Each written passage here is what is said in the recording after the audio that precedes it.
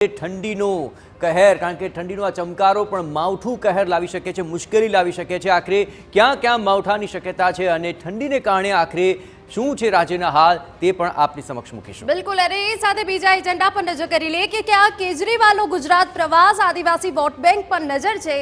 ચૂંટણીની દ્રષ્ટિએ કેજરીવાલો આ મહત્વનો પ્રવાસ રહેવાનો છે, એ સિવાય અન્ય ગતિવિધિ પર નજર। બિલકુલ, અન્ય ગતિવિધિમાં આખરે ત્રીજો મુદ્દો આપની સમક્ષ રાખી રહ્યા છે કે દારૂ પર દરોડા પડી રહ્યા છે અને પોલીસની આ કડક કાર્યવાહી ચાલી રહી છે। આખરે ક્યાં ક્યાં કાર્યવાહી કરવામાં આવી અને ક્યાં ક્યાં બુટલેગરો પર તવાઈ બોલાવવામાં આવી છે, એ તમામ અપડેટ આપ સુધી। બિલકુલ, ચોથા એજન્ડા પર નજર કરી લઈએ કે જ્યાં રાજ્યમાં એક તરફ શીત લહેર છે અને ત્યાં તસ્કરો બેફામ બન્યા છે। હવે રૂપિયાની નહીં, કરિયાણા પર ચોરની નજર છે, આ ખબર પર રહેશે નજર। અને આજનો અંતિમ એજન્ડા એ પતંગ ઉત્સવને લઈને છે, કારણ કે કુલ 55 દેશોના 153 પતંગબાજ આજથી ભાગ લેશે અને 14 જાન્યુઆરી સુધી તેઓ અહીં પતંગબાજી કરશે અને તમામ દર્શકો તેને જોઈને લાહવો પણ લઈ શકશે।